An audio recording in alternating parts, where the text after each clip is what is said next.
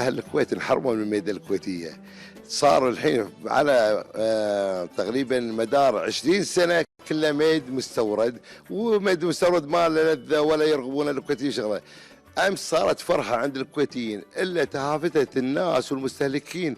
احنا وفرنا 250 بس هو السوق كان محتاج امس 700 سله، مو محتاج شغله. الا احنا قدرنا ننسق ويا وزاره التجاره، غننا شوي شغله، خفضنا الكميات، شو تواصيناه ويا التجاره، تعاملوا ويانا يعني بكل صدر رحب. الا احنا وفرنا 250 سله وزعناها حق اكبر عدد ممكن نوزعه له امس. الناس الحين رقابه، احنا ما نحكم.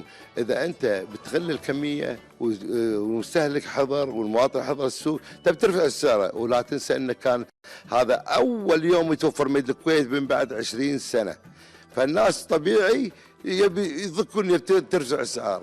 بس الايام الجايه نوعدكم ان الاسواق كلها راح تنزل، الميد راح ينزل بالضبط ان شاء الله. اليوم فتحوا لنا الميد، الله يجزاهم خير، يشوفون هذا الحين تجربه مع احنا البيئه، مع الثروه، مع اداره خفر السواحل. الا احنا لا شاف الصيادين ملوتنا التزموا وطبقوا القانون بحذافيره مثاليه، واحنا الحمد لله ماشيين بخطواتهم وارشاداتهم ومطبقين الحذافير.